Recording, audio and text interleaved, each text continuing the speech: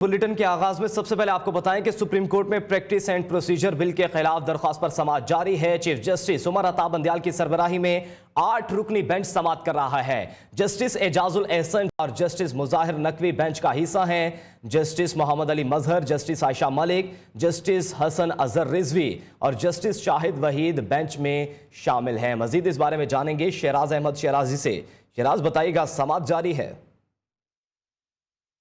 देखिए अहमद, बिल्कुल ये इंतहाई अहम केस है। सुप्रीम कोर्ट में प्रैक्टिस एंड प्रोसीजर बिल के हवाले से उनके खिलाफ जो दरखास्तें हैं उन पर समाअत शुरू हो चुकी है। 8 रुकनी बेंच जो है वो इस केस की समाअत जो है वो कर रहा है चीफ जस्टिस की सरबराही में। इसके अलावा जो दरखास्त गुजार के वकील है असद सदीक एडवोकेट, वो भी सुप्रीम कोर्ट जो है पहुँच चुके हैं, पेश हो चुके हैं। इसके अलावा जो अटार्नी जनरल ऑफ पाकिस्तान है वो इस वक्त कमरे अदालत में मौजूद है। केस की समाअत जो है वो इस वक्त शुरू हो चुकी है।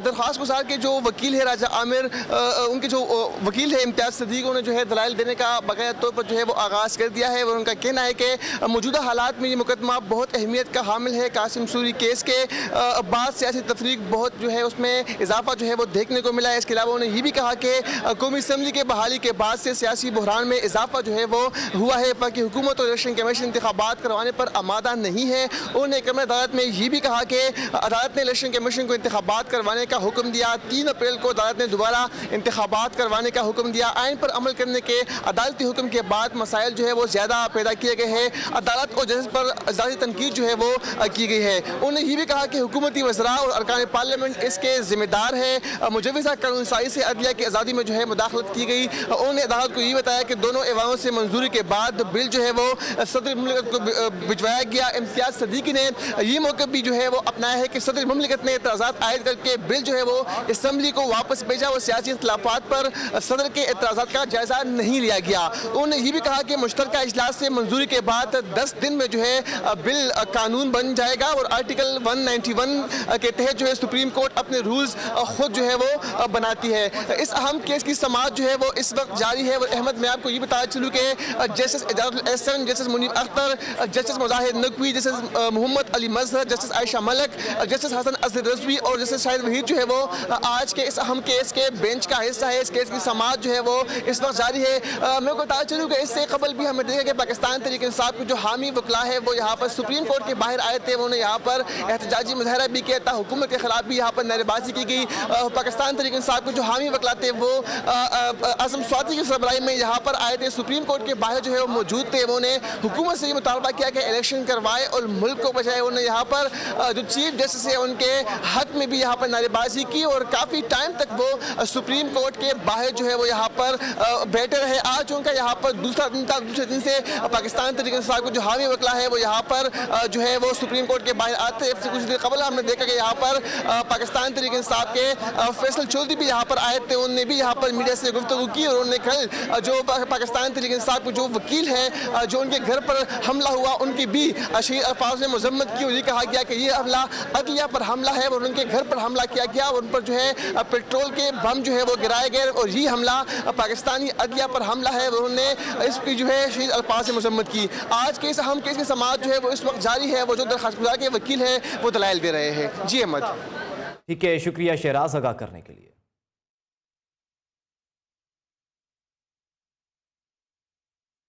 आगे बढ़े, आपको बताएं कि हुक्मरान इत्तेहाद ने सुप्रीम कोर्ट का बेंच मुस्तरद कर दिया। वफाकी वजीर कानून आजम नज़ीर तारड़ का कहना है कि बिल अभी बना नहीं और 8 रुकनी बेंच बना दिया गया।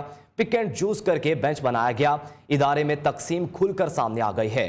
तवक्को है कि आज बेंच तहलील कर दिया जाएगा। पीटीआई रहनुमा कमर जमान कायरा ने कहा कि बिल अभी पार्लियामेंट के पास है और सुप्रीम कोर्ट ने टेकअप कर लिया। क्या आप पार्लियामेंट को अपने इख्तियार से रोकना चाहते हैं? आज ढिठाई, जिद और अना का मुजाहरा किया जा रहा है। सीनियर कानूनदान कामरान मुर्तज़ा ने कहा, कभी ऐसा इकदाम देखा था और ना सोचा था।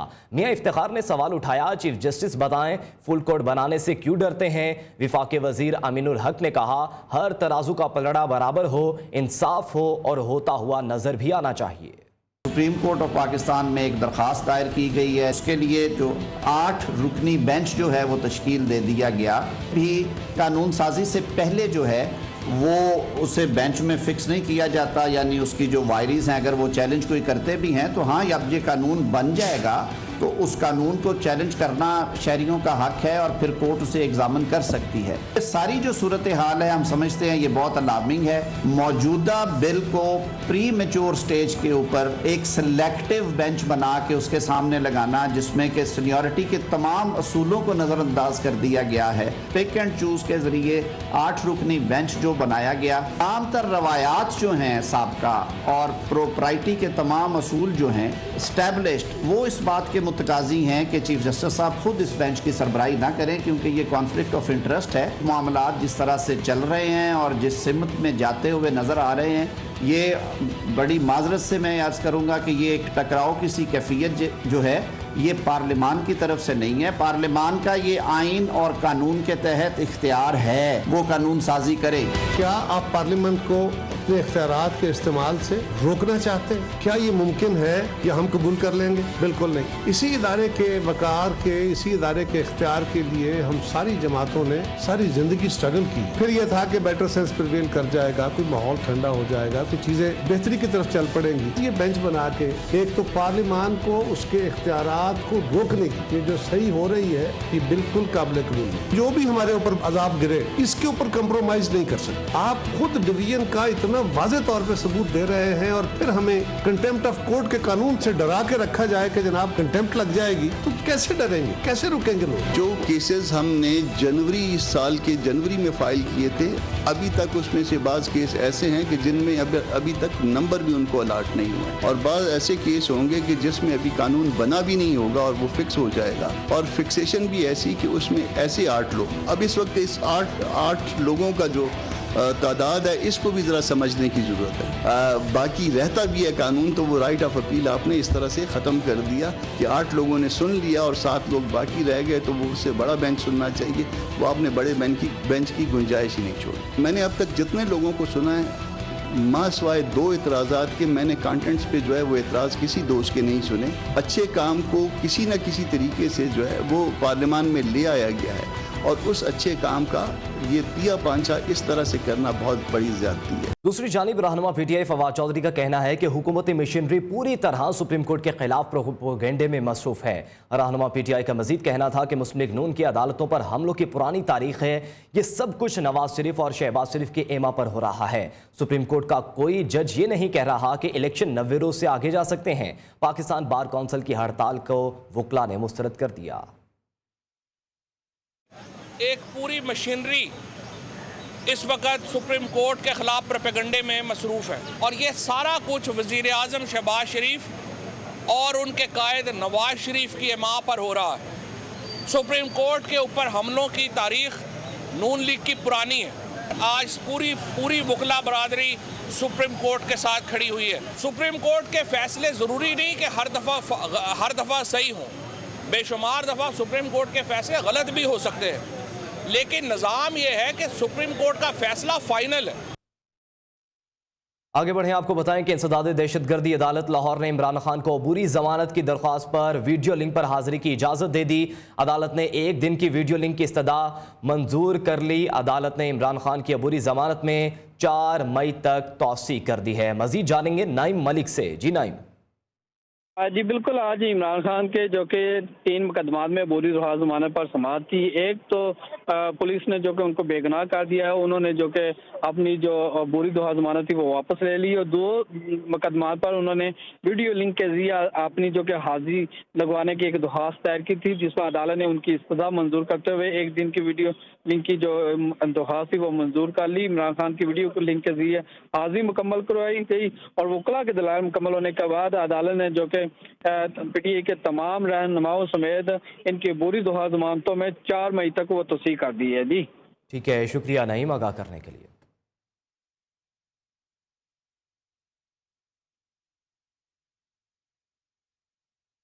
दूसरी जानिब सुप्रीम कोर्ट आज़ाद कश्मीर ने साबिक वज़ीर आज़म आज़ाद कश्मीर सरदार तनवीर इलियास खान की नाअहली का फैसला बरकरार रखा। सरदार तनवीर इलियास की सुप्रीम कोर्ट से अपील खारिज कर दी गई। फैसले के खिलाफ तहरीक इंसाफ के कारकुनों का एहतजाजी मुजाहरा, अदलिया मुखालिफ नारे लगाते हुए मुजाहिरीन का सुप्रीम कोर्ट की जानिब मार्च किया। मुजाहिरीन और पुलिस में तसादुम हुआ, पुलिस ने लाठी चार्ज करके मुजाहिरीन को मुंतशिर कर दिया। मजीद जानेंगे, नसीर चौधरी हमारे साथ मौजूद हैं। जी नसीर। जी बिल्कुल। आज आज़ाद कश्मीर के जो साबिक वज़ीर-ए-आज़म है सरदार तनवीर इलियास, उनकी जानिब से सुप्रीम कोर्ट में अपील की गई थी गुज़श्ता रोज, जो हाई कोर्ट के उनके खिलाफ फैसला आया था जिसमें वो नाअहल करार दिए गए थे। तो उसकी आज समाअत होनी थी जिसमें सुप्रीम कोर्ट ने उनकी दरख्वास्त को मुस्तरद कर दिया था। उनकी जो फौरी रिलीफ की दरख्वास्त थी कि हाई कोर्ट के हुक्म को मदद की जाए, उसको मुस्तरद किया। तो उसके बाद पाकिस्तान तहरीक इंसाफ के कारकुनान जो है वो सुप्रीम कोर्ट और हाई कोर्ट के बाहर मेन शरात पर एहतजाज कर रहे थे, नारेबाजी कर रहे थे, काफी शोर शराबा। तो मेन रोड जो है वो उन्होंने बंद कर रखी थी, जिस पर पुलिस के नौजवानों ने लाठी चार्ज किया, उनको वहां से मुश्तर किया। तब बड़ी अजीब सूरत हाल है कि अदालत से एक फैसला आया और उसके बाद अदालत के बाहर ही एक एहतजाज शुरू हो गया। ये बड़ी अजीब सूरत हाल थी। जी ठीक है, शुक्रिया नसीर आगाह करने के लिए। वेलकम बैक नाजरीन। अभी आपको बताएं कि महकमा एक्साइज एंड टैक्सेशन की जानिब से इमरान खान को लग्जरी हाउस टैक्स का नोटिस भेज दिया गया। इमरान खान पर 36 लाख रुपए टैक्स वाजिबुल अदा है। महकमा एक्साइज एंड टैक्सेशन की 2 रुकनी टीम नोटिस मौसूल कराने ज़मान पार्क पहुंची है। मजीद जानेंगे बिलाल मिर्जा से। जी बिलाल, अपडेट कीजिएगा। बिल्कुल, इमरान खान की मुश्किलात में मजीद इजाफा हो चुका है। इमरान खान को एक और नोटिस जो है वसूल हो गया। महकमा एक्साइज एंड टैक्सेशन की जानिब से लग्जरी हाउस टैक्स का नोटिस भिजवा दिया गया है। इमरान खान पर 36 लाख रुपए जो टैक्स वाजिबुल अदा है। महकमा एक्साइज एंड टैक्सेशन की 2 रुकनी टीम नोटिस वसूल करवाने समाअत पार्क पहुंची है। 7 रोज के अंदर टैक्स पर अमल दरामद न होने की सूरत में इलेक्शन कमीशन को खत लिखा जाएगा। नोटिस का मतन है ETO एक्साइज अदील अमजद और इंस्पेक्टर आमना रशीद की जानिब से इमरान खान को नोटिस भेजा गया है। नोटिस इमरान खान की ज़मान पार्क की जो टीम है उनकी जानिब से वसूल कर लिया गया है। जी ठीक है, शुक्रिया बिलाल आगाह करने के लिए। न्यू कराची सनती एरिया में आग लगने के बाद मुनहदिम होने वाली फैक्ट्री का मलबा उठाने का काम जारी है। वज़ीर आला सिंध ने आतिशज़दगी का नोटिस ले लिया। मुतल्लिका इदारों से रिपोर्ट तलब कर ली गई है। मज़ीद जानेंगे अपने नुमाइंदे शफकत अजीज़ से। जी शफकत। देखिए, मैं इस वक्त न्यू कराची के इलाके गबोल टाउन में मौजूद हूँ। ये बदकिस्मत फैक्ट्री है जो गुज़श्ता रात जो है आग बुझाने के अमल के दौरान जो है वो ज़मीन बोस हो गई थी। इस फैक्ट्री के ज़मीन बोने से तकरीबन 4 अफराद जाँ बहक जबकि 13 अफराद जो है वो ज़ख्मी हुए थे। इस वक्त इस फैक्ट्री को जो है इस मलबा हटाने का काम जारी है। पुलिस का कहना है कि मज़ीद 1 से 2 दिन लग जाएंगे। आग लगने की जो वजह है वो ताहाल मालूम नहीं हो सकी है। इलाके में इस वक्त बिजली का निज़ाम जो है वो मुअत्तल है क्योंकि आग लगने के बाद जो है वो तमाम इलाके की बिजली जो है वो बंद की गई थी, तो जो ताहाल जो है बहाल नहीं हो सकी है। वज़ीर आला सिंध मुराद अली शाह ने इस फैक्ट्री गिरने का नोटिस लिया है और उनका ये कहना है कि लेबर डिपार्टमेंट को हिदायत की है कि वो तमाम तर रिपोर्ट जो है वो मुझे पेश करें आया, और इसके साथ यही बताया जाए कि ये फैक्ट्री की जो आखिरी इंस्पेक्शन थी वो किसने की थी और कब हुई थी, और आग बुझाने के दौरान जो है वो इतनी मुश्किलात क्यों पेश आई। मेरा कमेंट आपको दिखा सके तो ये बदकिस्मत फैक्ट्री है जिस पर जो कल रात गिर गई थी और उसका मलबा हटाने का काम इस वक्त जारी है। हैवी मशीनरी यहाँ पर मौजूद है जो इस मलबा हटाने का काम में हिस्सा ले रही है। पुलिस का कहना है कि मज़ीद 1 से 2 रोज़ लग जाएंगे इस मलबा को हटाने में, जिसके बाद पता चल सकेगा कि ये इस फैक्ट्री में जो है वो आग क्यों लगी है। इस वक्त जो है इस जो मखदूश होने वाली फैक्ट्री थी, जो गिरने वाली फैक्ट्री थी, उसका मलबा हटाने का काम इस वक्त जारी है और हैवी मशीनरी की मदद से जो है वो इस मलबे को हटाया जा रहा है। जी ठीक है, शुक्रिया शफकत आगाह करने के लिए। अभी वेलकम बैक नाजरीन। अभी आपको बताएं कि महकमा रेलवे लाहौर डिवीज़न के सिग्नल शॉप में वाक़े गोदामों से लोहा चोरी होने का इंकशाफ हुआ है। डिवीजनल अफसरान की गफलत और नाअहली खुलकर सामने आ गई है। मुबैना तौर पर अफसरान की मिली भगत से लोहा चोरी किया जा रहा है। तस्वीर में देखा जा सकता है कि गोदामों के अक्सर जगह से छत्ते गायब हैं जहां से लोहा चोरी किया गया है। इस हवाले से मज़ीद जानेंगे नुमाइंदा न्यूज़ हाफिज़ महबूब से। जी हाफिज़। जी बिल्कुल, महकमा रेलवे के लाहौर डिवीजन के गोदामों सिग्नल शॉप में गोदाम है, वहां पर जो है लोहा चोरी होने का इंकशाफ हुआ है। गोदामों में जो है अक्सर वीडियो में देखा जा सकता है कि जो गोदामों की छतें हैं वो गायब हो चुकी है। वहां से जो लोहे के राड थे वो यहाँ से उठा लिए गए हैं, लेकिन इसके बाद जो बावजूद जो है अफसरान की जानिब से किसी भी लोगों के खिलाफ जो एहलकारों के खिलाफ जो कोई कानूनी कार्रवाई नहीं की गई है और आहिस्ता आहिस्ता यहाँ से जो है वो लाखों का लोहा जो है वो चोरी हो चुका है। अफसरान की खुली नाअहली जो समझ खुलकर सामने आ चुकी है। इस हवाले से DD लैंड और TN1 जो है मोहम्मद जमशेद से रब्ता किया गया उनसे मौकफ लेने के लिए, लेकिन उनकी जानिब से जो है वो कोई मौकफ नहीं दिया गया।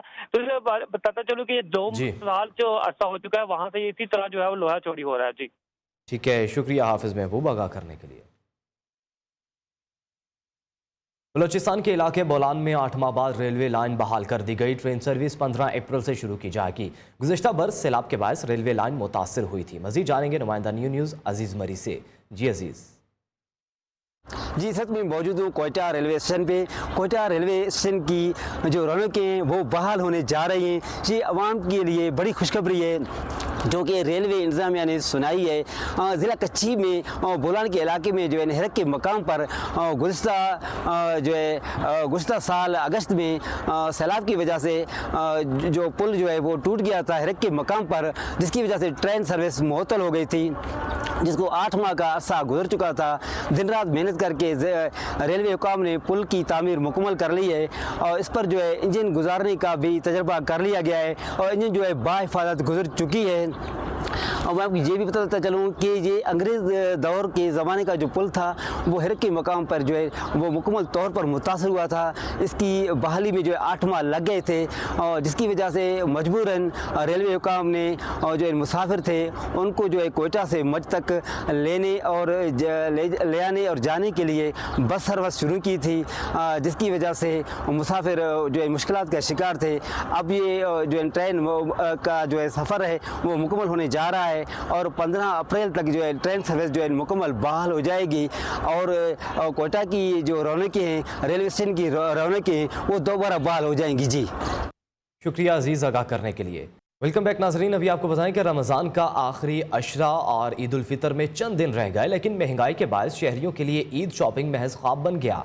महंगाई की वजह से पेशावरी चप्पल भी महंगे हो गए। पेशावर से जमील खान की रिपोर्ट देखिए।